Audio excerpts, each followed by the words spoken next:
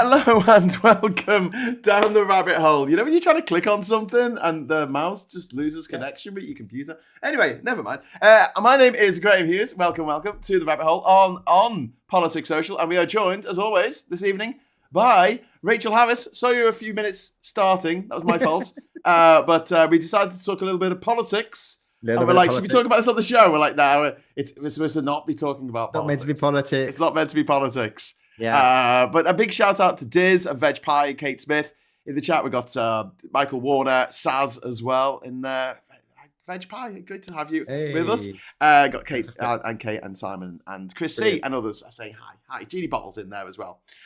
So if you would like to join our friends in the chat, become a socialite, just hit that subscribe button. But don't be a troll. We've got loads of moderators who are doing a great job. And I've got so many of those. They will mute you and boot you.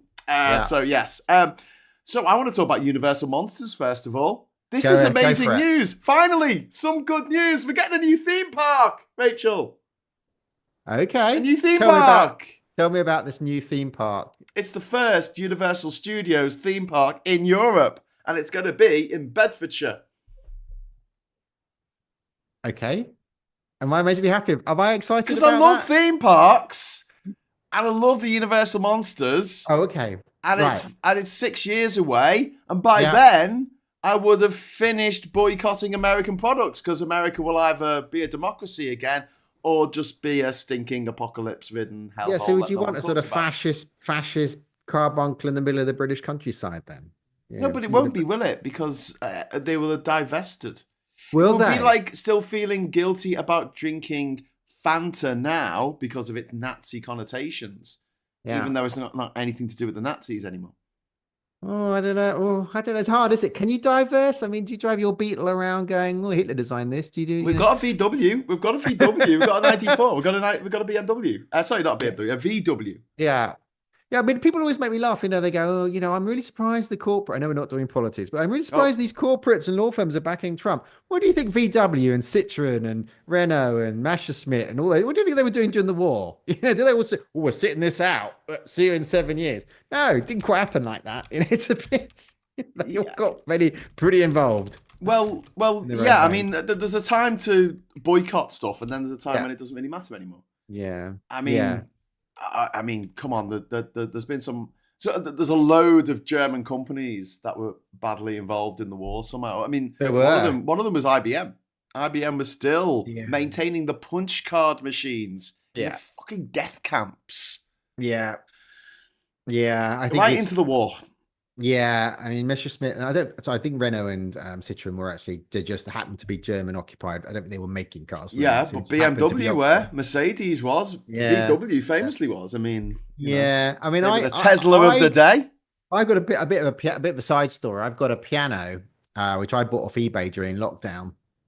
I think I showed you a picture of it. So it was a little baby grand piano. I play the piano. Thank you. And it was out of tune. It was like a Chaz and Dave piano when it arrived. And of course, lockdown happened, so I couldn't get the bloody thing tuned. So it's like, oh, yeah, what? Yeah, rabbit, yeah. And it was like really out of tune. It was built by Bechstein Pianos, who, if you think about it, all the piano makers suddenly disappeared during the war because, most of them were from Jewish makers. And Bechstein carried on. And I understand that they carried on making pianos during the war. Now, I might get all this wrong, and I'll apologize if it's wrong, but I understand that then their factory got bombed by the Allies. Right. Anyway, they're making pianos now. But anyway, our piano was 1891, so it was pre all that. But it was because it was really old. But it was like, anyway, that's the story I'd heard about Bechstein. I mean, if it's not true, I apologize. There seems to be some write-ups about it. There's a bit of a gap in their history on the websites. Well, there is a lot of German companies that were around in the war. They had to be part of the Nazi party, but some of them actually contributed to the war effort. Some of them contributed to the Iberfurben, whatever they were called. There was another one, quite big chemical manufacturer. Something was Halliburton. Yeah, there were quite a lot. But yeah, there's Union Carbide who owns a plant in Blopel in India, and that had a huge chemical explosion. and Oh, the killed Union thousands of Carbide people. one. Yeah, yeah. Yeah. I remember Yeah. that. And people have never seen any compensation for that. No. These companies. Yeah, when we No. say get away with murder, but we're getting a bit political. We're getting a bit political. It's supposed to be everything but politics. Maybe we should change the name to everything but politics. Everything but politics. We try and down divest. the rabbit hole, but everything but politics. We're going to divest from politics. Okay. Duke Vengeance says, I hate theme parks, and even I think this is a good idea. Well, we're talking about the creation of over 20,000 jobs. Yeah. It's going to take 6 years to build this thing. It's going to be north of London. I'm all for it. Look, I am. I just am. I think it's getting the vibe. Might cut down the queues at Alton Towers because some people will stay. I only like ghost trains. I like the ghost train, and I don't really like the thing that the Mary Rose kind of thing that goes backwards and forwards, and it spins over, and all your money falls out your pockets, and then you throw up on somebody. And then I lost the Zippo lighter once on one of them. Oh, I had a Zippo lighter in my pocket, and it fell out on the train, on the boat. But I've been to Universal Studios in Florida, and I can no longer ever go there again because me neither. America and Florida. Yeah. So, bring it in. Bring it in. I did Universal and Disneyland in Los Angeles in 1990. Oh, I think I did it in 1994. So I did 5,000 miles loop right to San Francisco, up into Mexico, up into Canada, around Nevada, Arizona, down into San Diego, down into Tijuana, back up. Wow. With four of us in a car. Well, 5,000 miles. We just it was just four people in a car. Was it? Okay, you went it's the next left to Disneyland, and you're like, okay, and then you're like, where the fuck are we? And like you're in Mexico. Well, it was good. 5,000 miles, 6 or 7 states. We went to all the major sites, but we did it right because the roads are empty. So you do 55 or 65 miles per hour, you get round really easily in America. Yeah.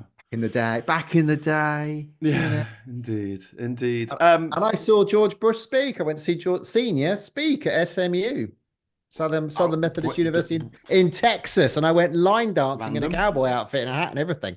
Oh, wow. I know. There you go. Good times. So, I was going to talk a little bit about sort of the 1930s. Go on then. You've been there in your time machine, haven't you?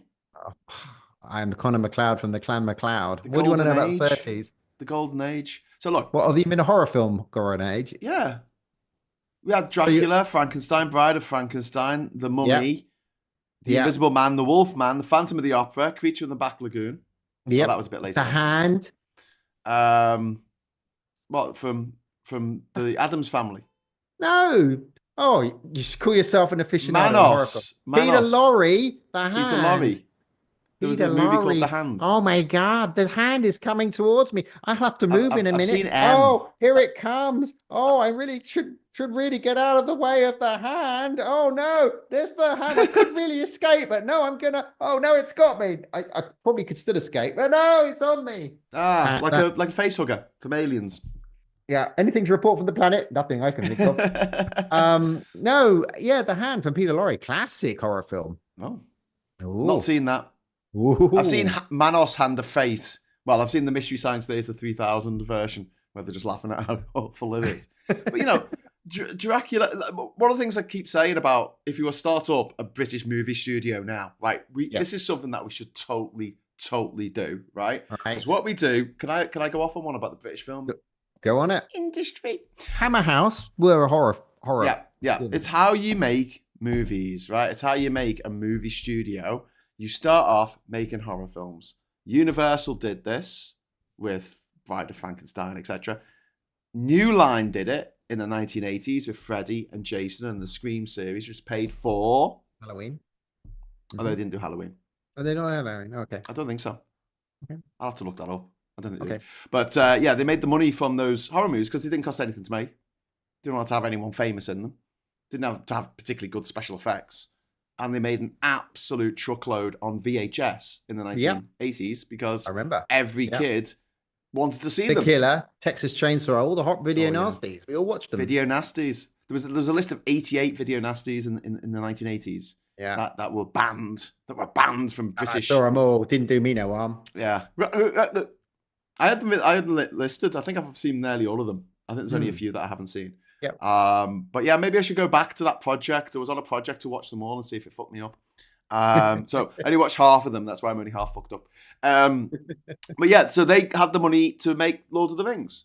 And now we've got A24, which is this really hot new studio from New York. And it started distributing other people's films. And then it went into horror films and documentaries. And then it's used the money that it's got from the horror movies, from these horror films and documentaries, to make more expensive horror films and documentaries. And it's got its own little cult sort of following. You know, people love A24 films and they go and see them even if they're shit. I think that's great. I think that's the way to do it. There's absolutely the way to do it. But in the UK, we just make one film every now and again, just like on Amazon. Someone rich, some nepo baby wakes up in the morning and goes, "Hey, I think I make a film today. Get Daddy's friends on the phone." And to get Daddy's friends on the phone, "Hello, I'd like to make a film. Would you give me some money to be in the film?" And they're like, "Yes, but my nephew Tarquin must be in it." And I'm like, "Okay, we'll change the script, put Tarquin in it, we'll put Bethesda and we'll put Belvedere and Guinevere and all that. They can all be in the movie." And what's it about? Well, I thought, since I'm dead posh and I've never lived a real life and I went to boarding school and, you know, don't actually have any friends who are working class, I thought I'd make a movie about the working class. Or as I say, because I'm really posh, the working class. And this is a movie that they'll make, and it'll be some woman, and she'll cry herself. She'll cry. She'll fall in love with this bloke who beats her up, and then she'll cry, and then she'll be in hospital, and then she'll cry, and then he'll drink himself to death, and then she'll cry. Yeah, it's the plot of Kes. Ta-da! I made a movie, and that's why we make 70 movies a year, and you haven't heard of 69 of them because of all that.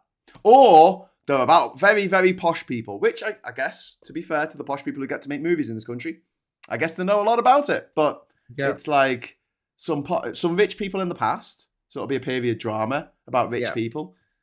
Oh, Daddy Pig, I don't want to marry him. He's a giraffe. What was the film that was on recently about the kid that gets into the rich family and then bumps them all off? Saltburn. Saltburn. Did you enjoy that? Hated it. Oh, okay. Because it was directed and written by someone who I quite like. She did Promising Young Woman, which I really like, with Carey Mulligan, privately educated, of course. But the director is privately educated, of course. And she's made this movie called Saltburn. And it could have been awesome, because it could have been this working class lad who gets in with all these posh people who think that, you know, we've got this little pet, we've got this little working class pet, this project that we could play with. He's our little thing to play with.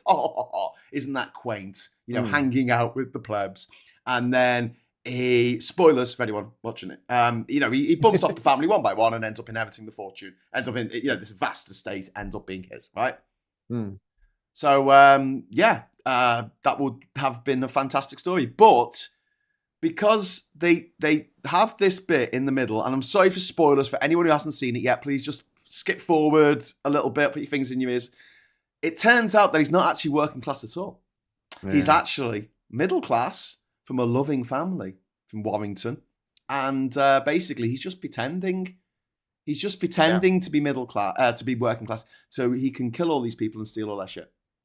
And so instead of it being like, I don't know, a wish fulfillment film for all working class people thinking, let's bump off the rich and steal all their shit, which would be quite fun, you know, as a black comedy.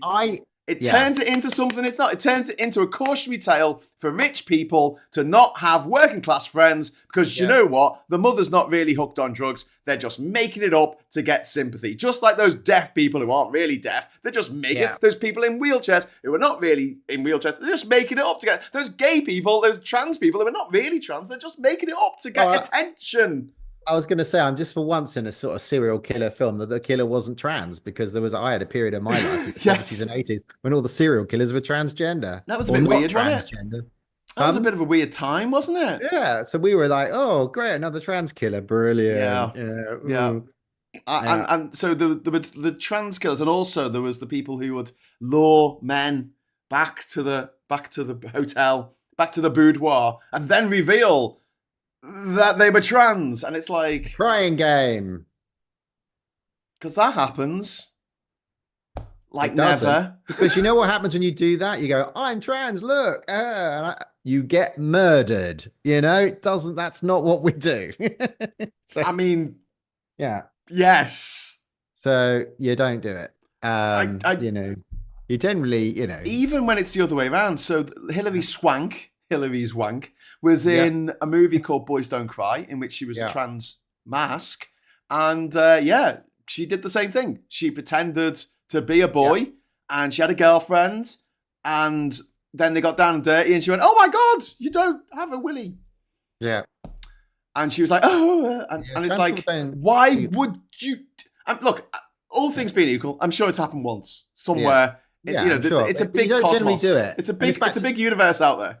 But and in seriously, the UK, as we did on the intersection, the CPS have changed the guidelines that if you don't tell somebody you're trans now, it's possibly you could end up getting prosecuted because there's an issue of consent, according to the CPS now, about having a relationship, a sexual relationship with another human being. And if they find out you're trans and they have a panic and they kill you or they attack you, they might have a defense because they didn't consent under the. fuck. Have you not seen that? I told you about this. This is because you know they're not changing laws in the UK against trans people, but what they're doing is changing policy documents, single-sex spaces, guidance on hospitals, consent in relationships. Yeah, It's death by consent. Even the equal treatment guide, and it's death by consent, by guidance. It's all solid and decrypted. Get hold of the guidance. Oh, we can make this that really is difficult for a horrifying. trans person. So if a trans person gets killed, a So defense. it could, let's say it was a rape. This Let's is say the equivalent a of woman could shout, "It's a rape! I didn't know. Oh, you're a man. You're not trans. You're not a trans woman. I only like lesbians. I'm treating you a man, and you've had. Oh, that's it. That could be a period of that could be consent because they didn't know you were trans, and this is something it hasn't been tested in the courts yet. Well, of course Just not, because no one would guidance. do that. Like, why would? No, but that means that every trans person, let's say you transitioned 40 years ago, your appearance has completely changed. You've changed your birth certificate. You've just got on with your life. Yeah. Now you meet somebody, you fall in love. They probably wouldn't care that you're trans, but you have to make sure you tell them just in case Yeah. this person does freak out and they murder you or claim rape or something, and then you could end up in trouble with the police. And so you've got to out yourself. And this was the intent. You always got to out yourself, no matter how privately you're living your life. But this is what bothered me about sort of the 1990s comedies like Naked Gun and Ace Ventura and stuff. This idea that you'd be attracted to Sean Young. Of course you would. She's fucking gorgeous. She was, but yeah. then you find out that she's got a penis and you're like, oh no, sorry. And you run away. Yeah. Like, if you love them and you wanted to be with them, why the fuck would it matter? With all that shock horror, it was that shock. I mean, there was in It's Zoolander 2 had a horrible anti-trans scene in it. Yeah, It's like, yeah. Someone in the chat, who was it? Was it Anne? Anne? Yeah, Anne Phillips. I blame Alfred Hitchcock for the trans killer fixation. Mother, what have you done? But he wasn't trans. He was. He was. Well, so you know, he was dressed up as his mum. So he's a transvestite. You could argue. Silence of the Lambs. But in Silence of the Lambs, there's a line where they say, "Is he a trans woman?" It's Buffalo Bill. And even Hannibal Lecter's on our side. He goes, "No, he's gone to the Hopkins Center. He was not trans." Thanks a lot, Dr. Lecter. Thanks for being on our side. No, but there's a bit where they're talking to a psychologist, and they say that most trans people are gentle, kind souls who wouldn't harm a fly, and that's why this goes beyond anything like that. Yeah, but definitely. it is for most of the audience. They wouldn't have picked that up. They would have just seen Buffalo Bill, it's a guy who wants to be a woman, and he goes around skinning women to do that. I mean, fuck it. Thanks. Thanks for that. Yeah, and as I say, Hannibal Lecter said not trans. Yeah. So thanks a lot, Dr. Lecter. Big fan. It is just. It's madness that we've gone through this period of having trans people as the killers, as trans people as the comedy foil, there to be made fun of, shock stuff, and then finally, with probably around the time that gay marriage was becoming legal, there was the woman who won Big Brother, Nadia, who won Big Brother. Yeah, that was peak trans. That was when everybody was really and it was feeling like we were going in the right direction. Yeah. And then suddenly they found think this tank in Washington said we lost gay rights. one. Yeah, We need to open this all up again, and that's what they've done. And when you hear feminists talking about trans people, the fact is that yeah, the people attacking trans people, we'll move on to films, but the people attacking trans people are funding financed and are the people that will take women's rights. So women that attack trans people are just shooting holes in the bottom of their own boats. I'm sick of saying that. yeah. I watched a video this afternoon that upset me greatly. A feminist going, trans people, cash reviews, sport, biggest feminists in the world in all the right-wing papers. And I'm thinking, you just wait till they take your voting rights away and your abortion rights. You'll be the first to moan, and you were part of that machinery. Yeah. It's a gateway trans drug. people are sick of telling them. So Did anyway, you watch 1930s horror. But before we get to that, did you watch John Oliver this week? Did you watch Yes. Yeah. The sport. Brilliant. Excellent. Absolutely excellent piece on trans athletes. They are. I'm not on social media, but my wife is, and she tells me that the gender crits are out in force going, I don't need sport. And it's just like, you didn't even watch it, did you? Yeah. You didn't even watch it. Yeah. It was, I mean, there's this whole pool case. They just banned this trans woman from pool because apparently it's all misogyny. But the basis is that women aren't as good as men in sport. Therefore, therefore it's not fair a trans woman, because they see us as males taking part, is not fair. Actually, women are bloody good at sport. It's just that the people who are moaning about trans women in sport don't care about women's sport. They never have. And B, it's about misogyny, because they're going, men are better than women, and therefore if a trans person who I see as a man is doing women's sport, you've got an advantage. Total bollocks. Yeah. There are sports, and John Oliver says there might be weight sports that we need to have a discussion. There are non-contact sports where we don't need to have a discussion. Chess. Fencing, no advantage. Oh, what's the new one? Definitely no advantage. Pool. They want Darts, to divide. snooker, no. They want to divide pool now into male and female categories. It's fucking pool. Like, yeah, I get. Women, I know women that stuff guys at pool, and they go, oh no, because the hand might be bigger and it'll be higher when you use the pool cue. We might break harder. Rubbish. I've seen women breaking bars in America that would, make men whimper. It's just total bollocks. And it's like chess. That was chess having to have male and female categories. They had mix, and then the trans women entered. They went, let's invent a female category so we can ban the trans woman from it. That's what they do. It's about exclusion. It's not about fairness. There are discussions to be had about sport. Of course there are sensible discussions, and John Oliver says that. Scientists say that. Medical evidence is coming out all the time. Weight classes. We have them in boxing. Yeah. We can have them in loads of different sports. We can have muscle mass. Just about we can have, testosterone. There's lots of things you can measure and say, we're going to have a category for people in this particular body type. I would love to have the dad bod Olympics, because I might actually win a medal, Probably wouldn't, but I think I can give it a go. This is about eradication, they didn't give a toss about sport. Just 4 years ago. So 4 years back in your time machine, nobody was talking about it. Until the late 80s or the 90s, quite recently, there was just one gender division. There was no gender division, I should say, in shooting in the Olympics, because you're shooting something. Like, why would it be separated to men and women? You're shooting a fucking gun. Like, what difference does it make? And yet, the problem was women kept on winning the gold. And the men weren't happy. They needed their little participation trophy. And so they split it. They split it into men's and women's. I've got a told you so dance that I developed over the years. I nicked from Will and Grace, the told you so dance. And some of these feminists, when their abortion's taken away and their voting rights, which is what's happening in fast time in America right now. Yeah. And these organizations who are funding some of these dark groups, when that happens, I'm going to go, told you so, and then I'm buggering off to Europe. Yeah. And I'm going to say, you brought that on yourself. I'm sorry, you did. We tried to warn you. Fascism, and James O'Brien, the designer of the James O'Brien events, today talks about fascism on his show. Oh, we should say fascism now. We've been humming around. It's fascism. What he do? Trans issues aside, fascism's here. It's like, trans issues aside. It always starts with trans people, then everybody else. It's trans people, women's rights, then it always starts with the trans people. It started in Nazi Germany, it started in Eastern Europe, and it started here with trans people, and in America. 4 years ago, 5 years ago, think tank, trans rights, same-sex marriage, women's rights, boom, boom, boom. Yeah. Fascism starts with trans people. But James O'Brien, oh no, the writer of the James O'Brien defense, so I can say trans issues aside, Yeah. fascism's really bad. Trans issues aside. He doesn't even have to say that anymore. We just know it's in quotes next to him. I was talking about this to you this afternoon. I think that we need to get him on side because otherwise he might go the other way.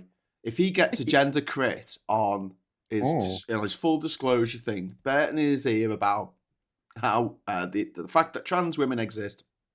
It's so who on LBC talks up for? They're all like that. Even Sheila Fogarty. Yeah. But he isn't. He's not actually. Yeah, he doesn't talk about it. He doesn't talk about it. But that's what I'm saying. At the moment, he's not talking about it, which is better than him being a turf. Well, you know lots of people that know him. You're one removed. I'm 6 from Kevin Bacon. I'm 3 from James O'Brien. You're 1 from James O'Brien. So you have. Well, yeah. No, I'd love to get take him out for a pint. India Willoughby, friend of the channel, and also Katie Montgomery. Katie'd be great to take it. Katie and James would go out for a drink. 1 hour talk on full disclosure. I think that would be phenomenal. I could change things. But it's like Mike Dick on our channel. He rang me up and said, "Can I have a discussion about what's going on with trans people?" We sat down, had a cup of tea. I'd spent 1 hour with him. Now he gets it. Boom. James O'Brien won't do that. Won't sit down with a trans person in 1 hour. But if we can get him to do that, there is a chance because he's got such a massive audience. He's got over 1 million people listening to him every day, and people hang off. He doesn't want to lose the 5% that are gender critical. You see. I mean, like I say, out of all the Tasha Devon speaks up for trans people, and the only one on LBC that does. Yeah. Well, Sangeeta did. She did, but look what they did to her. Oh, we can't say. We've all signed NDAs. Oh, no, we haven't, have we? They fucking sacked her because of what she said about Israel. And then she did an interview with an Israeli politician. Yeah, so. And she wasn't nice, you know. She didn't grovel. She asked him really easy, lowball questions, and he took exception to it.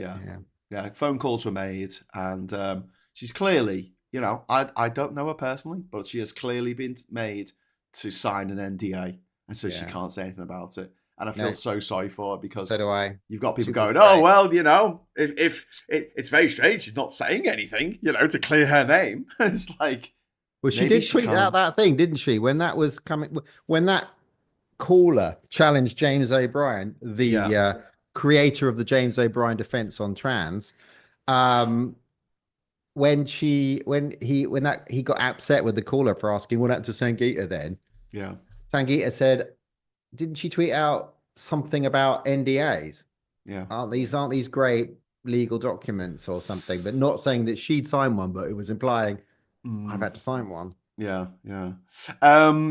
Just a couple of things coming in the chat. Let's get back to movies. Movies. But we can still talk about trans issues as well because, with Psycho, the whole thing was just to wrong foot you because you thought that it was Norman's mum who carries out the killings, but it's not. Spoiler for a film that's like over 65 years old. I think everybody knows Psycho. It was Norman. Did you like the television series that followed it though? That was dark. Which one? Did you not watch the Psycho television series? Was it the old one? Or the one that was it's around? About 4 years old. Yeah, Bates Motel. Yeah. No, I didn't watch it. Was it good? Oh, yeah. Really good because you would desperately want it. It was cleverly done. It goes right up to where the films kind of start. Yeah. But you want it. You're made to think. I mean, Psycho is brilliant because it's one of those few films that you haven't seen it before. You haven't got a clue where it's going to go. You follow this main character, Marion Crane, halfway through the movie. She gets bumped off. And it's like, oh, what? Yep. What? And then you think, oh, God, who am I going to root for now? And because you think that Norman's mum did it, and he's like just trying to cover his mum's crimes, you're on his side. And there's this famous scene where he pushes his car with Marion's body in the trunk, in the boot of the car, and he pushes it into the swamp. And it stops as it's going down. And Hitchcock did this on purpose, so you as the audience would be rooting for the car to sink down, for the killers to get away with it. Because you're like, oh, go on, sink down. Because I like this guy. He seems quite nice. You know, it's not his fault he's got a crazy mother. I Yeah. kind of wanted to get away with this. Like he wants Hmm. to, you wanted Dexter to get away with it, even though it was Oh, absolutely I still wanted ridiculous Dexter to get because then he killed bad that he would. people, right? Well, no, he got his wife killed. Sister. Yeah, and his sister. John Lithgow, Third Rock from the Sun, kills his wife. Sorry, spoilers. Yeah. And his sister, and both of them end up dying because of him. Ah. Oh, okay. I hadn't remembered the John Lithgow. I remember the sister, the policewoman died. I liked Okay. a few of the later series. People said they didn't Yeah. really like them. I did actually really like the one with James. What's his name? James Olmos. Yeah. And Tom Hanks's Nepo baby. Oh, in it, yeah. Colin. And I really like that. I really like that they had the sort of there were a couple who have Well, the new people I've killing just started the new Dexter, the one where he's in Canada. Well, sort of not Canada now, but and his son turns up, so it's kind of like people. the next Dexter, the next generation. Ooh, is he being Dexterified? He's a little. I can't really spoil it, but a little bit. Well, his mum was killed by a serial killer, and Dexter was, Yeah. not great, not great. Mm. Chris says, will it be fair to say the reason the private school mafia doesn't want ordinary people to access the arts is maybe us ordinary people will be better than they are, just asking questions? Yes. Because look, I mean, all things being equal, they go, oh, but this person, this actor, Benedict Cumberbatch, he's a great actor. He is a really good actor, right? But just statistically, 93% of us don't go to private school. So if your acting pool is just from that 7%, you're not going to end up with the best. The kid in Adolescence, absolutely brilliant. He's, I think he's from Warrington as well. He was just some kid, like, in state school, no one special. He was fucking fantastic in that series. So yeah, I think that opening the auditions out to people who went to state school, allowing people from working class backgrounds to tell the stories that they want to tell. Because I always think of Sullivan's Travels, the film Preston Sturgis from the 1940s. It's about a Hollywood movie director who makes all these great comedies, and everyone loves the comedies he makes, but he wants to make this gritty, realistic film about what it's like to be homeless. It's called Oh Brother, Where Art Thou, which is where they get the name of the Simpsons episode and the film. And he decides to make himself homeless, but he keeps getting followed around by the paparazzi everywhere he goes. It's like Steven Spielberg trying to live on the streets. Yeah. And then eventually, through one way or another, he gets accused of a murder or something that, crime he didn't commit. And he ends up getting taken off to some fucking jail in the middle of buttfuck nowhere. That's, he's made to do hard labor in a swamp all week.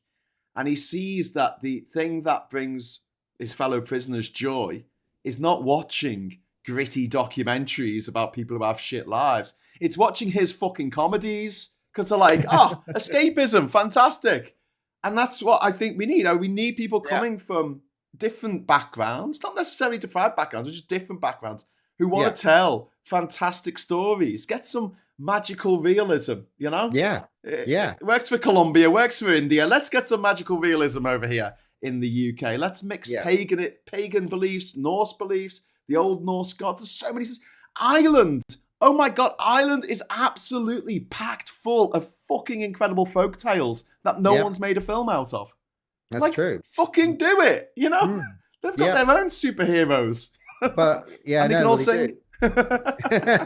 We do. And and also a lot of artists live in Ireland as well. And this goes for music as well. Not all public school. Yeah. And painting, the arts. Because what we've got now with a lot of modern art is it's all private school mafia.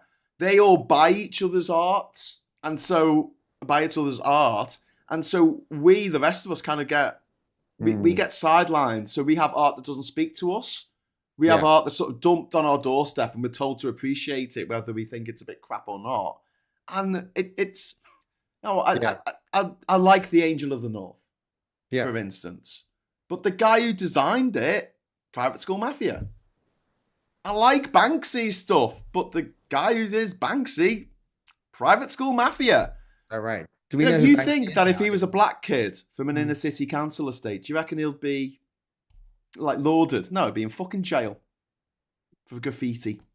But he's a Yeah. white kid who went to a private school. It's got So, worse though, hasn't it? Because I remember a lot of working class people being in films and mm, series, and yeah.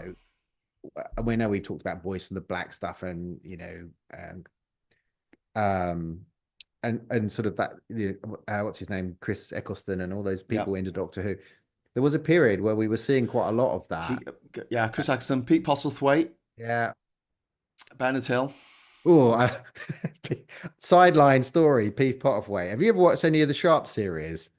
A little bit. Not as much as my He's mate got, Danny. I mean, he's great. Obviously, he's in brassed off. He's brilliant. Of course he is. But his character, he plays this English sergeant, and he's a massive pervert and rapist, and Sharp has got his number because Sharp came up from the ranks, right? Yeah. But Sharpie, I'm gonna have a Sharpie. Oh, and he's like, his character is a real parody, but it is funny. It's a brilliant part to play. He must have loved playing it. And because Sharp gets him every time, and then eventually obviously knocks him off at the end and shoots him. Yeah. But he Pete Potterthwaite, side part, and that was a great role, and he played that so well. Roger Devine in the chat, working class people are working hard just keep their heads above water these days. You're absolutely right. And to go with that, Jazz Hunt saying, I work in film and TV doing leather work. Cool. Mostly for costume departments. I'm working class, grew up in a council house in the valleys, skinned and stumbled into this in my 40s. Everyone else is middle class. Yeah, only 8% of people who work in film and TV in the United Kingdom are working class. Yeah, 8%. Just going to pull the blind down, Graham, because I got a shower. Yeah. Okay, you go do that. Well, can you still hear me? Oh, good. Hi. It looks quite film noir now that you've gone. I've been talking about the Tories taking away arts funding. Ernie Burns there saying they took away arts funding in 2010 with austerity. They absolutely did. Lots of industry support, but the arts took that particular hit. And you're absolutely right. Michael says the Angel of the North was meh, if I'm honest. It's about the two horses in Scotland, the Kelpies in Scotland. They are fantastic on the Grand. Is it the Grand?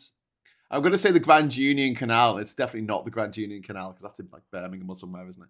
But yeah, there's the Kelpies are very impressive, very beautiful. Yeah. And you know what? I do like the Angel of the North. It's quite exciting when you drive to Newcastle and you see the Angel. You're like, oh, it's the Angel of the North. And I do like another place that was Anthony Gormley's thing that he did in north of Liverpool, in Crosby. It's fantastic. It's those men on the beach, there's all these metal men on the beach, which is nice. A bit scary because sometimes you might look out and go, oh shit, there's someone in the water and the tide's coming in, and then you realise actually no, they're meant to be there. Michael says, also on a side note, what is it with pop stars suddenly being actresses? Half can't act. Just look at me. Oh well, I mean that's gone on for years, hasn't it? That's nothing new. That's model, actress, whatever. I think that's just one of those things, isn't it? We've had singers we had Cher in Mask. She was pretty good, actually.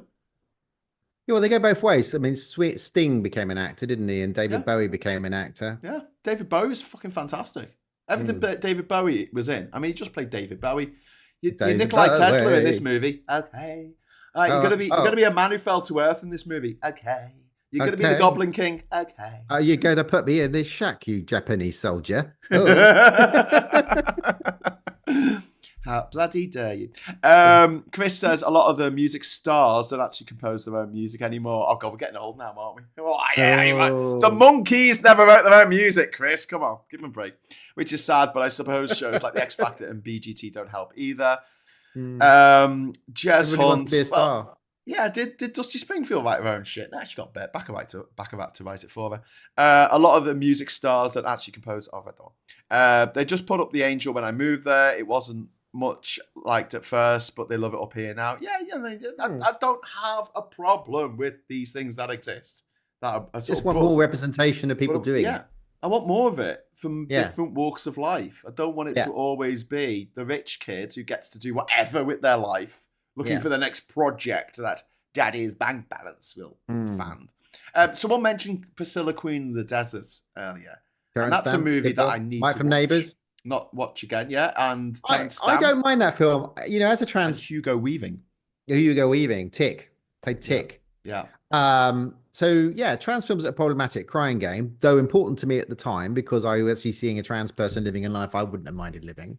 When Yeah. I was isolated. Second Serve, read about Rennie Russo, Rennie Richards, the tennis player, was really good. Yeah. Even Tootsie was like, well, it was an awful film, but it had it wasn't she wasn't trans, but it was somebody putting on as a you were looking for something that to identify with. Yeah. So that sort of came. There was Different for Girls, which was a film with Stephen McIntosh playing a transgender woman, and that is a great film, but my wife doesn't like it. But at the time she meets Rupert Graves plays an old school friend. They meet later in life and they start dating. She plays a very safe life, and he's an outrageously out of control guy. And they're both good for each other. She makes Yeah. her live a bit, and she makes him a bit more sensible. And it was a nice, lovely, lovely love story. It's very dated now, but at the Yeah. time there was Marvion Rose about a little French girl that wants Yeah. love Oh, lost I beside a saw girl. that at the Corner House Cinema, Yeah. my on Rose. I remember that. Bloody hell. These were What a films blast were from the important, past. right? So you wanted that representation because it was really lacking, and some of the lines were problematic, but it's all we had back Yeah. then. Yeah. That's how I feel So, about and Crying so Game. Priscilla, Cry- sorry, just to Go finish, on. but so Priscilla came along, and it was Terrence Stamp playing a trans, yeah, I mean trans people should play trans roles, but back then, it was just representation, and Terrence Stamp played it was a funny film, and there are highs and lows, right?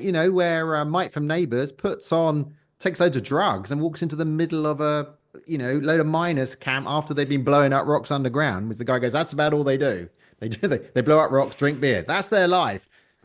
And it walks into the middle of the group, Yeah. high on drugs, and Terrence Stamp comes along and has to defend Mike from Neighbours. I don't know their character names.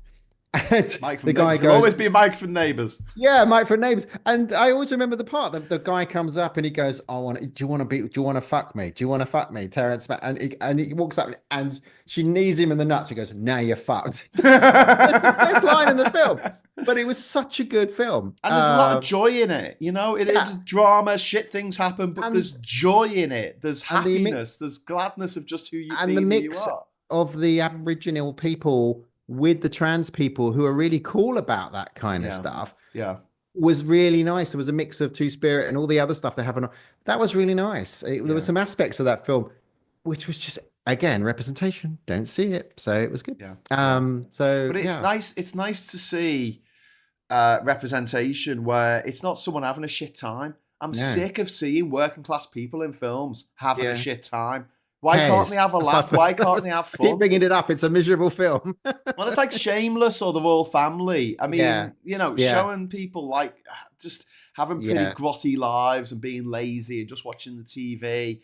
And I yeah, don't know. I think that there needed to be there was yeah, love. There was love there. Even in Shameless, there was love. But yeah, I think it needed a yeah, bit more joy. I think it needed a bit yeah, more like I'm happy with who I am. I don't give a fuck. yeah, I'm happy with how I live my yeah, life. yeah. What's Um, it? Is it human trafficking? There's a lot of love in that film. Dum dum dum human dum dum traffic. dum. Human traffic. Traffic, yeah. I thought that was a train spotting rip off, wasn't It's a it? bit. No, have you Isn't not it seen that? Welsh Have you train seen it? spotting? Have No, you not seen? I remember seeing Oh it at Blockbuster and going, that looks like Welsh train spotting to me. no, it is. Well, it's a bit like Train Spotting, but it's just a bunch of kids. Joan Sims in it, and Danny Dyer, and Danny Dyer plays himself in all the films. There's a zombie film I saw Danny Dyer in a few months ago. And he's playing himself, and they're a party crowd. They've all got shit jobs, but they take lots of drugs at the weekend and they party. And Andrew Lincoln's in it as well. And they're all about this, and they teach you how to, they teach you how you don't do drugs, kids, but they teach you how to do drugs. So they sort of say, this is the rule, the rules about having a spliff. You have one and you pass it on. What you don't do is hold. And there's all these voiceovers about it's funny. And Danny Dyer on Sunday night is in the pub and he's drinking. He's going, "I'm going to give up drugs. I'm not doing it anymore." And they all burst out laughing because it's coming down off his ear, and it's all that. It is that. It is. I think it's just a funny film. Yeah. So yeah, I don't think there's another film, 24-hour party Party people as people. well. Yeah. I'm in So that. you're not, are I you? am. Yeah, yeah. Huh? Excellent. Are you? Yeah. I'm in the crowd scene at the Happy Mondays where they got a Happy Mondays gig. And I'm also in the end scene in the Hacienda in the crowd. Hey, I've been to the Hacienda. That was one of the maddest nights of my life. Yeah. So they're filming 24-hour party people. Got to meet Steve Coogan, which was nice. He signed my ticket. It was a free bar. They recreated the Hacienda in a warehouse in Greater Ancoats. Yeah. Great Ancoats. Was it Greater or Yeah. And the Happy Mondays were there. And the people who played the Happy Mondays were there. So at one stage, I had Bez to the left of me and the guy who played Bez to the right of me. New Order were there, I think. Okay. And it's Bez that does that, isn't it? He's the one who just dances, right? Yeah, he just dances. It's like this. Oh no, that's Ian Brown. I think Ian Brown was there for the Stone Roses. Yeah. Clint Boone and the guys from In Spiral Carpets. Yeah. It was just a phenomenal night. It was very. Everyone was really drunk. Yeah. Everyone was just having a great time. Yeah. And there was a few moments where they had to say, right, we've got to do some lines here. So we're going to cut the music because we were all dancing to the DJ. So they said, like, everyone be quiet while we do this line. And then, they'll do the line. And then they'll say, like, put the music back on. Everyone goes, hey! So like dancing again. They must have got hours of footage of that party. And in the movie, it's only like 3 minutes or something. I went to the Hacienda in 1990. It was 1990 or 89, 90. Oh, the height. And I was out of my box. I can only just remember being there. We went there, queued up for ages, got in, and I was out. When we'd coming from another bar. I was up there, and it was I can't really remember a great deal about it really, but it was a good night apparently. I went to see Ash last week. I told you, I went to see Ash. Yeah. And Mark from Ash is a mate of ours because he's dating a friend, an old friend of mine. And I was chatting to him about Glastonbury, and he was talking about them playing in 1997. I'm like, did you play in 1997? He's like, yeah, twice. We played on the Friday, and then Steve Winwood, who was supposed to be coming on the Sunday. And you don't remember it, Graham? And I was like, I was there. I was. I'm like, oh, come on, it was like 20 odd. It was like 30 years ago now. Jesus. Oh my God, I'm so old. But yeah, and I looked it up. Mark Hamilton of Ash, the youngest person to headline Glastonbury. He was only 20 at the time. There were some stories a couple of years ago saying that Billie Eilish was the youngest to play Glastonbury, and she wasn't. She was 20 as well, but she was 20 and 6 months, whereas Mark was 20 and 3 months. Wow. Youngest person to headline Glastonbury. But there you go. So yeah, but I did say to him, well, if you remember it, you weren't really there, Mark. Yeah. Well, go back, give that film a go, the one with Danny Dyer and Human Traffic. Give it a go. Oh, okay. All right. It's good. It is. Right. Do it Saturday night. Go and watch it with your mate that you watch films with. Ben Chambers. Yeah, it's a good film. I really enjoy it. It's got everybody in it, and there's a few working class actors in it, right? So Ben introduces me to the best film. So Sisu, which is now available on like Netflix or something, is like number one. It's essentially John Wick, but with Nazis. So it's this guy in Finland, and he's just basically killing all these Nazis in Finland. Are they zombie Nazis like in Dead Set? Yeah. No, they're real Nazis. Honestly, it's the maddest film ever. It's brilliant. It's fucking brilliant. It's just like really daft, popcorn, violent. Yeah. Oh my God, it's violent. Excellent. But he just won't die. He just will not die. He just keeps going. It's called Sisu, Sisu. Right. And Ben, I watched it with Ben like a year ago. And now it's like a big thing because it's on Netflix and everyone's talking about it.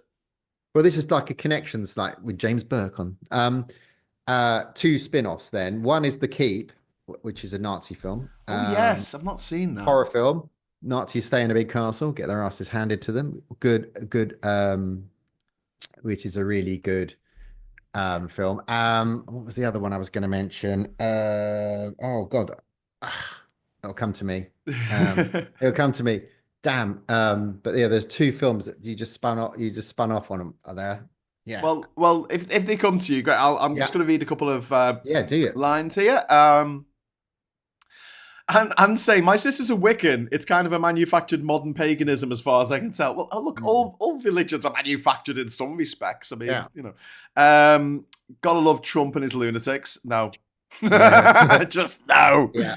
Alice says, okay, I need to research things more thoroughly. I'm quite interested in what religions came before others, how they were demonized and some parts absorbed. Fascinating. I mean, so much pagan stuff was absorbed into Christianity. Like, they had the big conference, didn't they? When So Yeah, Christmas is nice. we'll Yeah, do that on the pagan calendar. What's it say in the Bible? Oh, yeah. well, if we put this December the chapter 25th. in, pardon? Right, so we're gonna have this. We're gonna have this spring ritual Yeah, where yeah, the Easter bunny, bunny's yeah. known for We need to do doing that. what bunnies do, reproducing, making What was eggs, making was the chocolate council eggs. of something? My wife always knows. It's the council of something or other. Nicaea. Yeah, they had a big sit down, didn't they? Well, Yeah. these 5 chapters, not that one's got woman in it. This one, yeah, that one. Halloween's got nothing to do with Christianity whatsoever. Yeah, It's clearly a yeah, pagan festival. yeah, May yeah, Day. May Day. I mean, you dance around yeah. the maypole. That's a phallic symbol if ever was one. It was a Yeah, I had to pagan do maypole fertility dancing at school. dance. I mean, I'm sure 70s. one angry pagan's going to jump in the chat now and tell us that we're wrong. We had to do maypole dancing at primary school in the 70s. We You had used to to do do all pole dancing in school in the 70s. Oh my God, the Daily Mail be all over that. They probably They're are. teaching pole dancing in the schools Oh yeah, now. maypole dance. It's But you had so to do the right. woke. You had to make the pattern as the ribbons cross going down the pole. Just remember that film. The other film that reminded me of shoot 'em up film like John Wick is the Yeah. Clive Owen film. Shoot 'em up. Smoking Aces, is it? Something like that? Oh, there's one called Shoot 'em up, isn't there? Oh, shoot 'em up, shoot 'em up. It is called Yeah, Shoot 'em up. Oh no, it that's is called that's yeah. no, that's It's the one with got the baby. He's got a baby. He's carrying it around with him, and he's shooting. He's just. It's a lot of him flying through the air with two Clive guns. Owen. Clive Yeah, Owen. Clive Owen. Does he do the thing with the bullets between his fingers at the end? Is that the Yeah, I movie? think he might do. And Yeah. it's Paul Giamatti plays the baddie, and he's just brilliant. Yes. He's Yes. twirling his moustache. He's Yeah. chewing the scenery. I love it when you're watching a movie and the actor is obviously having a fucking great time making Yeah, this they both movie. did. Yeah, it's a good film Like for Clive Gary, Owen. 'Cause Gary after he did- Oldman in Leon. Yeah, but after he did Chancer and all that he did that Trader series in the 80s called Chancer. He wanted to get rid of, he wanted to really make and he did it really well because he's in Children and Men and loads of other films. So he wanted to get his reputation a bit jazzed up, a bit more, and doing. He was the greatest Bond that never was, wasn't he? Yeah, I Bond. agree. I agree. I think but I think in Shoot 'em Up, there's a great scene. There's a tank in the middle of a shopping center. He's inside holding the baby, and they're all shooting. And then there's a lot of flying through the air with guns and stuff. It's just such a great It's film. so daft. It's so, just It unplug is. your brain, have a laugh. The death toll in that film is quite high. Well, I actually found the last John Wick film a bit of a slog because Yeah, it was. The last one was a bit of it a just slog. kept going. He fell down the stairs and then he's going up the stairs again and he falls down the fucking stairs again. I'm like, oh my God, just get to the end of this. A John Wick movie does not need to be 3 hours long. It's not the Lord of the Rings extended edition. It's like the fourth Matrix. I mean, the new Matrix was harder watch than the other three. Yeah. Alistair is saying Smoking Aces. You're right. It was Smoking Aces. It was Smoking Aces. Well, what was Shoot 'em Up then? There was another one called Shoot 'em Up. There was another one called Shoot 'em Up. There was. Yeah, you Google that. Yeah. And one I'm saying Easter, not Easter. Sorry, but it's spelled different. Easter. I don't know how to pronounce it. They know. But yeah, so the Midsummer for like folk horror, fucking brilliant. Is that the one where the couple go to the pub and they put the silage down? They pour the silage down the people's. They actually in this pub they get lost in a van and then they end up staying in this horrible sort of country village. And the pub landlord, they're all a bit freaky, all freaks and things in this town. You don't know they are, but they are just. Yeah. And they pour silage down one of the people's. They put silage. Silage, cow shit. Oh, and fill them up. Oh no, that's not Midsummer. Midsummer's set in Sweden. It's okay. No. This was definitely Sweden. English. Another horror film. It's about like a cult up in northern Sweden that still practices the old ways. Old ways. There was a good. I think there's a good Danny Dyer film where they end up going to stay in a hotel in Eastern Europe and they end up in the wrong hotel and it's really shit. Yeah. and it's full of Russian soldiers that have been experimented on and they're all it's a kind of semi-zombie film. And Danny Dyer, he loses his. I think one of them loses his arm. It might be him, and he goes, "Oh, get me my ecstasy. Where's my fucking ecstasy?" He's like, "Oh, that's better. Much better now." And he's like, it's a bit like Dog Soldiers, Crank. There you go. That's a fucking movie. Crank's a good film. That's Jason Statham, right? Yeah. So if people ask me what my favorite films are, I'll always say Citizen Kane, Casablanca, and Crank 2. And the reason why I put Crank 2 on it because it has the greatest tagline of all time. You think that the greatest tagline is in space, no one can hear you scream. You are wrong. It is, he was dead, but he got better. Come on. Okay. Come on. I'm sold. Nobody Show can me hear your you movie. scream. The Show space me is a your vacuum. movie. It's fucking shite, but it's brilliant. Well, Val Kilmer, I always like, he was a good man. Still is a good man. Yes, love that's what I Dirty mean. Val.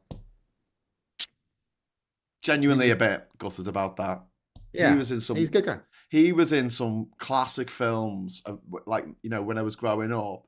He Yeah. was in Real Genius, Yeah. which the song "Everybody Wants to Rule the World" Yeah. is from. Is that Duran Duran or Aha? Duran Duran. Everybody wants to rule the world. Yeah. Everybody wants to Or rule Tears the for world. Fears. Oh God, who sung "Everyone Wants to Rule the World"? Someone tell me. That was from Real Genius, and then he did Top Secret, which is one of my favorite Zaz films, Abraham Zucker films, along with, you know, Airplane and Naked Gun and stuff. Top Gun, obviously. Naked Gun's coming back. Really? Is it going to be funny the next time? I don't The know. trailer made me laugh. Oh, the Kajonski evidence. Oh, he was innocent. Kajonski went to the chair 3 years ago, John. Oh. No, it's Liam Neeson. I have skills, and I will use those skills. Is playing Leslie Nielsen's son, so that doesn't make much sense. Oh but yeah, my goodness! So he's playing his son, and honestly, I did laugh out loud at the trailer. There's only like a 30-second trailer that they've released, and right at the end, there is a very, very good joke. I won't spoil it for people who want to watch it, but I've got to admit that I did lol. And if I hadn't lolled, I'd probably be like, oh yeah, do it. But it's not a remake; it's a sequel, Next Generation type thing. In the same way that Star Trek Next Generation wasn't a remake of the original series. So that's quite fun. No, Yeah, Dirty remake. Val was in Tombstone as well. Yeah, great movie. He was. Was that Kevin Costner? Yeah. It's about the gunfight at the OK Corral, wasn't it? Kevin Costner. I think they had like a. Didn't they have? Oh no, Wyatt Earp was Kevin Costner. Right. There was Tombstone. There was this like glut of like cool cowboy movies. But it's like, 90s. do you remember? It was Tears for Fears. I thought it was Tears for Fears. Thank you. They did the Brat Pack one with Silverado, whatever it was called, and it sort of flopped because it had sort of Kiefer Sutherland and all that lot in it, and they were Young Guns. With Emilio Estevez. Yeah, because a lot of people at the time didn't know, because they all knew, because the old generation of John Wayne and Dean Martin and Yul Brynner all passing away. Yeah. This lot come up, they do a Western, and it doesn't do as well because people didn't recognize the actors. Yeah. I've put a target up. I've put a target up for some super chats. You never get any super chats for this show. They only like it when I go nuts. It's my fault. I'm not. No, it's not. It's not. It's people like it when I go on a big mad rant about something, or if Wayne swears. Honestly, like we always have to go at Wayne for swearing. Tory Wayne. Wayne, stop fucking swearing. And he's like, oh, you just said fucking blah. And then people give super chats. He's just trying to trick you into saying the C word. But we do have a target. So if someone wants to drop like just a small little super chat, because we've gone a little bit over time, but we were a little bit late getting started. Yeah, we were a bit late. Yeah, we were talking politics. Joanna says, I have to admit, I prefer the Lord version of Everyone Wants to Rule the World. Ooh. Okay, right. Challenge for everyone in the chat.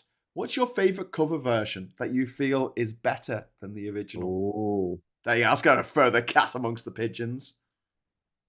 I prefer the Johnny Cash version of Hurt. I liked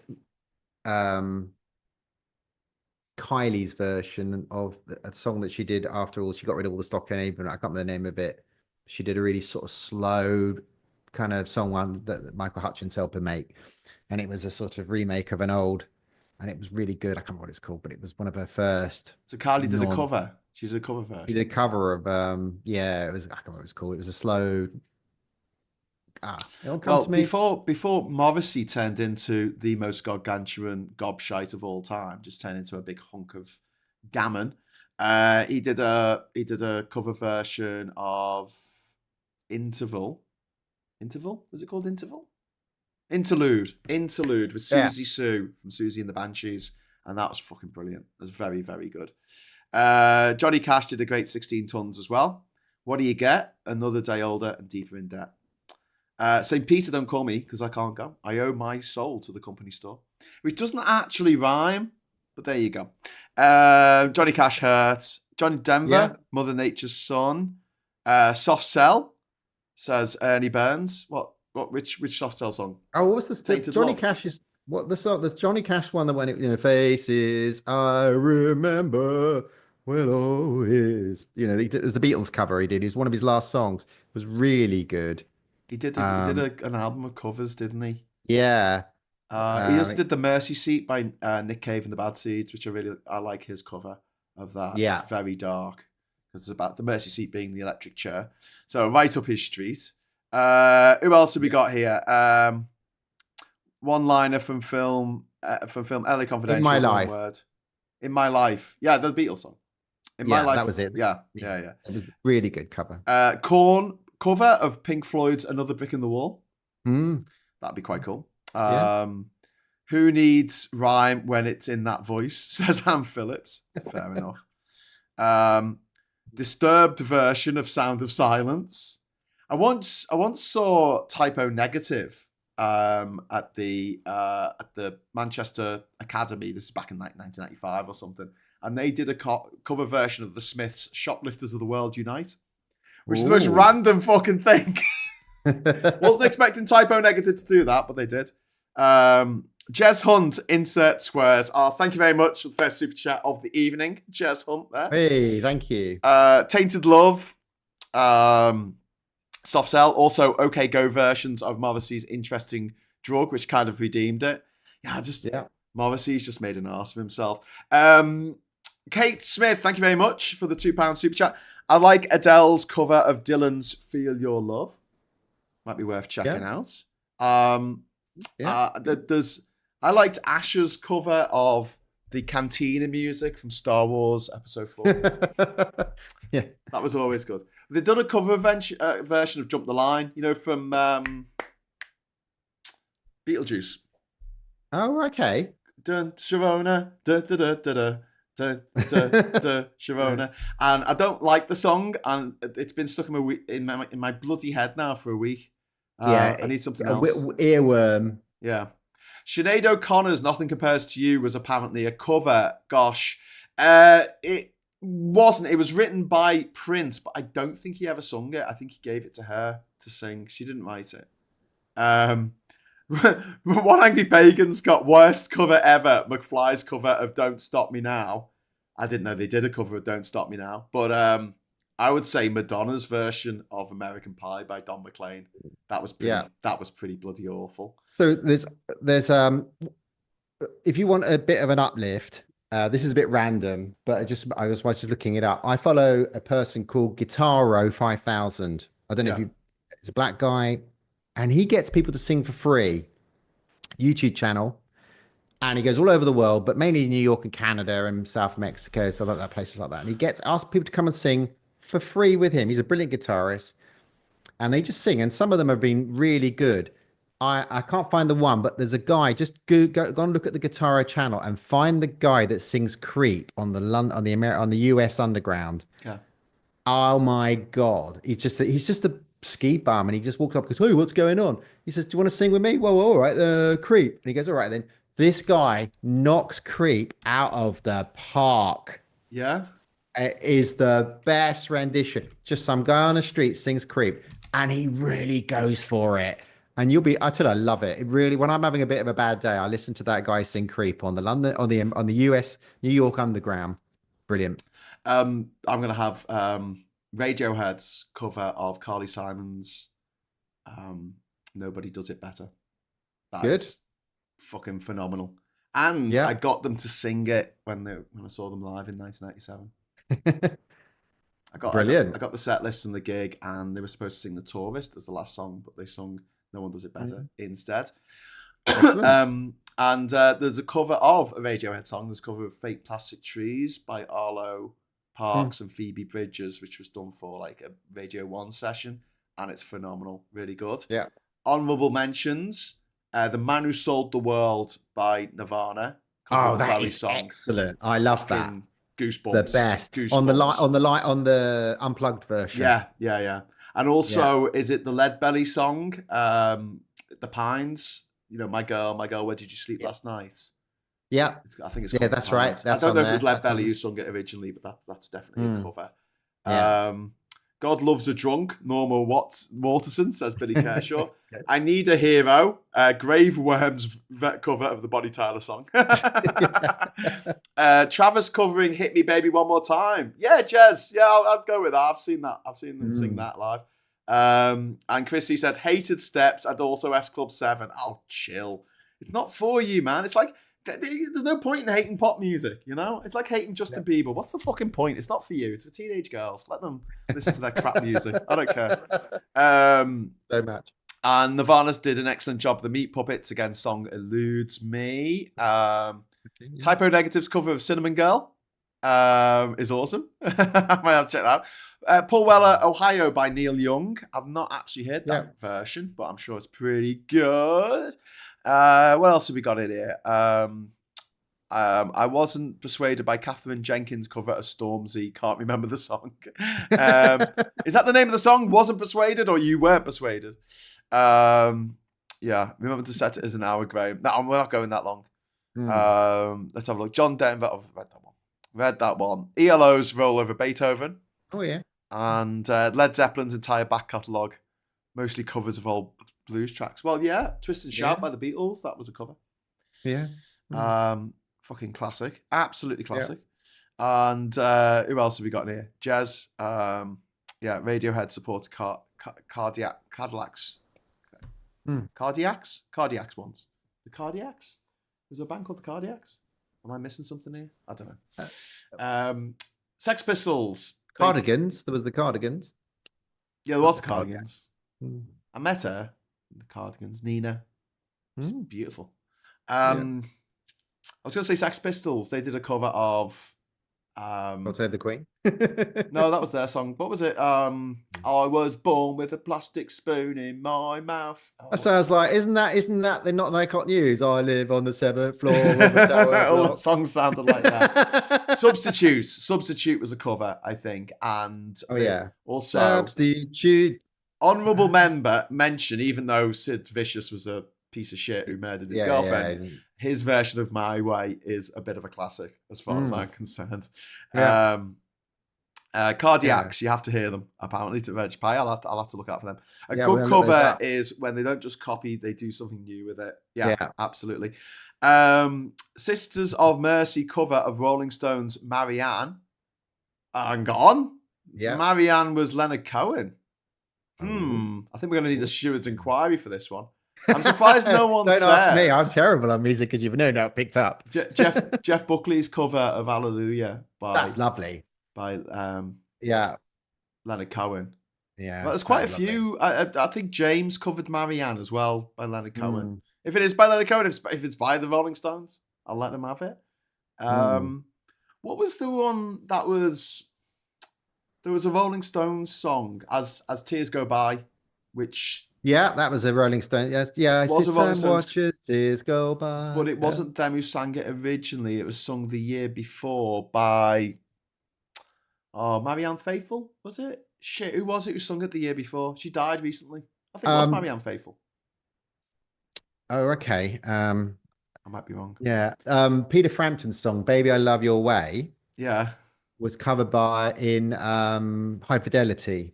Yes. Really nice version by the girl that was married or went out with oh God, the big guy who was in Stargate and he plays Aquaman. She was married to him for a short time, wasn't she? Something I'm gonna have to Google it now. The new Aquaman. The guy from Game of Thrones. Yeah, she went out with him. Mean. Someone's going to tell us in the chat in a minute. His name escapes me at the moment. He played the Carl, didn't he? Yeah. Veg Pie, thank you very much for the £5 super chat, Veg Pie. It's really kind of you. Emerson, Lake and Palmer covered Lisa Bonet. Pictures.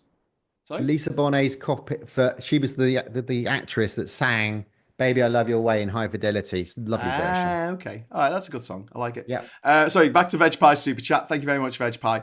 Emerson, Lake and Palmer covered Mussorgsky's Pictures at an exhibition.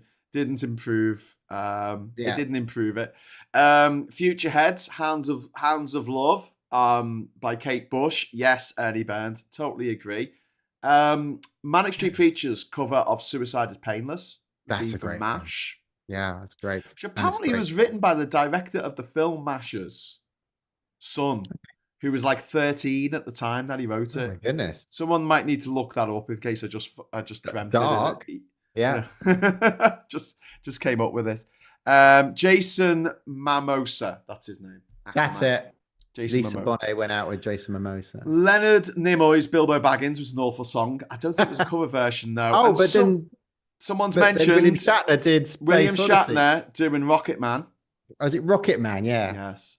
He did Right. Lucy in the Sky with Diamonds as well. But like Rocket Man is the classic. I thought he did absolute Space Odyssey. Was that not him as well? He Ground probably Control no, because Rocket Grenade. Man's a sequel to Space Odyssey, wasn't it? Unofficial sequel. Before I get murdered in the chat, but yeah, what Major Tom did next. But then there was some other band that did a song called Major Tom, and also Ashes to Ashes references Major Tom as well.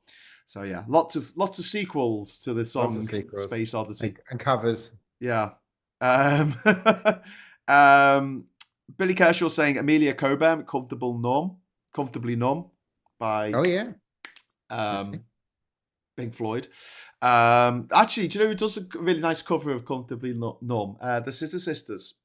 Yeah. I think, for my money. I don't know. Your mileage may vary. Chris says, I like all types of music except the rubbish they produce these days. Yeah, they don't play musical it's instruments. It's just noise. No more. They don't play musical instruments. I'm only 46. I'm not that old yet, Chris. I'm not that old to say that. Glastonbury, it's all 90s and 80s bands.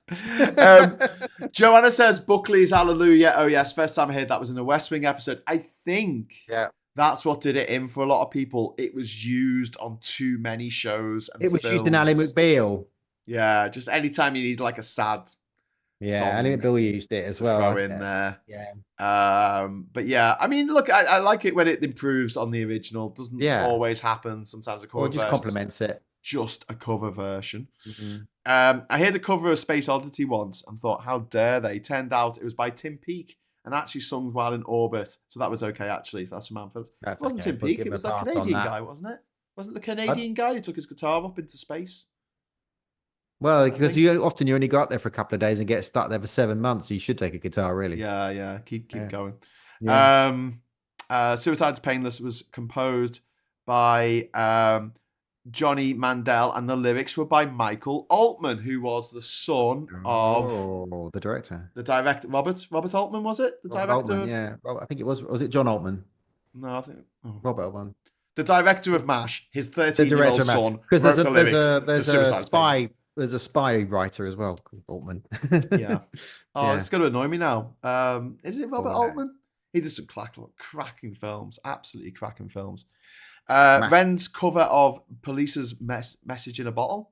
I'm 41 this year, but as a musician, I still find the produced today awful at best. That's the problem, mate. You're too close to the screen. All you're seeing is dots, mate. You just need to take a step back. Just enjoy it. Just let the shit wash over you. You know, enjoy the warmth. Yeah. And says, you might be right, the other astronaut fella. Yeah, he was a Canadian. I'm sure he was a Canadian. He was a real spaceman. He sang it up in space. He sang Space Oddity up in space, which I think is pretty cool. Robert Altman. It was Robert. Robert Altman. Director of MASH, the film with Donald Sutherland. The film, but not the series. That's a horrible ending to that film. What about the ending to Don't Look Now? Sorry, spoilers for anyone who hasn't seen Nicholas Rogue's That's Don't horrible Look as Now. well. Yeah, I mean, Donald Sutherland, I'm surprised he lived so long, really. He was in, because he did some disturbing films. He did some okay films. He was in Disclosure, that Michael Crichton film. And he was also, I think he was in Minority Report. No, maybe he wasn't. Was he? He was in The Hunger Games. He played President Snow in The Hunger Games. Yeah. Time is on my side by he's where Eagles landed as well. So it's what? The Eagle, yes. And he was in The Dirty Dozen, wasn't he? Was he in The Dirty Dozen? Yeah, but he was pretty sure. Yeah. Didn't he play? Oh, he's like a mad character. Then he was in Kelly's Heroes, if we're going to get down to it. Okay, maybe I'm mixing up with Kelly's Heroes. Oddball. He played Oddball. His character the tank guy. Oddball. Yeah, and he was on a That's tank. And Telly's Heroes, the tank Is it? guy. Okay, I'm getting it mixed up with that then. Yeah. Thanks, guys. Now shut up about music. Oh no, sorry. I read that wrong. Sorry, Jan. I think you told us to shut up about music. We have, don't we? Yeah. He was 15 when he wrote the lyrics, says Chris C. Potatoes. Donald Sutherland was another one I had a bit of thing about. For some reason, Keith didn't appeal at all. It's because he was a vampire. Yeah. Come with us, Michael. Clearly. You're enjoying your Chinese. I am. It's maggots. I used to enjoy the goofiness of 24, but what kind of like was just the maddest thing is because it was for network television. It could be as violent as it liked. You know, they could have a scene in season 2 where he literally decapitates someone and then delivers the head in a plastic bag on someone's desk. Right? That's okay, but he couldn't use the word shit. Do you know what I really hated about 24? It was everybody's bloody ringtone. Blip, blip, boop. Blip, blip, boop. Blip, blip, boop. Oh, everybody had it as their ringtone. Oh, God. One of my favorite B3TA memes, or, you know, they had the competition where you got to draw a picture, was like if TV was real and it had like 24 and they're like, oh, we've got the codes for the nuclear thing. Oh, it's on a USB pen. And they're like, they put it in and they're like, you know, they're waiting for Windows to boot up and they're like, oh shit, we've got to reinstall Windows. It's like, you need to update, and they're like, come on, update, we need the file. And it's just like a nuclear bomb going off. I only saw the first series of 24. I haven't watched any of the other ones. Maybe I should go back. They got dafter and dafter. I like the series, The Final Survival, the one when he was the transport secretary and he had to rebuild America after everybody got designated survivor. That was quite good. But some of us secretly hoping that would happen at the inauguration. Some of us couldn't possibly say. Not me. Not anyone I know. I just assume that some people might have been thinking, "Hey, fingers crossed." Sorry, bit of politics there. Politics. My name is Ben Elton. Good night. And he's saying, "Oh no, I like the vampires, especially the lovely Christopher Lee." Oh, I love Christopher Lee. Yeah, we like a bit of Christopher Lee. He waved to me once. He was in his car going past, and I waved, and he waved back at me. Hey, Christopher. I got a smile from George Baker at Heathrow Airport once. Ooh, that's pretty cool. Yeah, Chris Hadfield was the name of the astronaut. He was Canadian, as all good people are. Well, not all good people. We're not Canadian. But then are we good? Are we? Irma Thomas, originally Time on My Side, copied the Stones. And Duke says, I may or may not have forgotten to eat, and my rage temporarily breached containment. Oh, God. Tim Peake was the British astronaut on ISS. Yeah, no, I know he was. He just didn't sing the song. That was all. Yeah, watching Sean Astin die was a little sad. Just kept thinking, no, Sam, don't die. What was that in? What did Sean Astin die in Goonies 2? One-Eyed Willie's Revenge. Can I just ask before we go, how did they get away with One-Eyed Willie? I can't remember the guy. I saw that. No, is Goonies the one with Wesley in it as a kid, or is that? No, that's not. Stand By Me. Stand By Me. Yeah. Wesley. Shut up, Wesley. I also want to say that in Parliament, the Speaker could say that because you're allowed to say people's names in Parliament if you're the Speaker. So Wesley in his last Star Trek could be going off on one. Shut up, Wesley. In the last Star Trek film, Nemesis, which nobody likes, but I like because Tom Hardy's in it. Hello, Jean-Luc. Hello. Why have you kidnapped me? Because I missed you. It's great lines. He's got great lines. But Wesley Crusher is in that, but they cut all his scenes. And if you are very, very, very, very, very, very, very quick and you pause, you can see him in the wedding scene at the beginning. He is sitting at the table, and the camera just goes, it pans along and it just cuts. But you see him there, 2 frames. They cut every scene he did. Oh, Poor Wesley. Ernie Byrne saying Stranger Things. Yes, Sean Astin. Sorry, spoilers. Does die in Stranger Things season 3. I think it's the one with the little dogs. It's the one with the little demi dogs. And he's the boyfriend of Winona Ryder. True story. Shut up, Wesley. Anyway, we better get going. We better. I've got dinner waiting. Yeah. Yeah, so have I. Wednesday night. The White Lotus season 3 finished this week. I don't know if Hey? people watch The White Lotus, but it's Not yet. very dark and funny. I don't think this season was as good as the others, but I haven't watched it yet, so no spoilers, please. But yes, loads of things to see and do.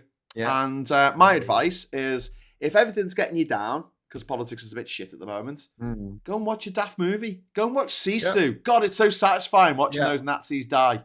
Yeah. You know, you just got no, like, there's no sympathy there, you know? I'll do it when my wife's away. But if anyone wants a lift, go to the Guitaro 5000 on YouTube and watch the guy in the New York underground singing Creep. Guitaro 5000. Yeah. Watch it. Watch it or die. You will love it. Having not watched really it. goes for it. Those last notes. And cats are getting quite insistent. Okay, we better get going. Thank you so much for joining Rachel and I on the rabbit hole. Thank talk you. Absolute bollocks about stuff and encourage It's all you to bollocks, but it's join fun. in. Yeah, anything but politics. I will be talking politics again tomorrow morning at 9 o'clock with Morning Brew. Oh my God. It's a hell of a run so far. I might have to ease off the accelerator a little bit over Easter, but there's just so much stuff to talk about. Always. I wish there wasn't. So we can talk about normal stuff, you see, just to distract, just for an hour. But I'll also be going to the East African country of Djibouti, former French Somalia, tomorrow on Hughes the World. So please join me to learn some things about French Somalia, stroke Djibouti, that you never knew. Brilliant. And until then, I'll say thank you so much for watching. Thanks for the super chats. Thanks to everyone who took part. And give us a like on the way out. We always like a like, don't we, Rachel? We do. Give us a like. Give us a like. And until tomorrow morning, I'll say hello, good evening, welcome, and goodbye.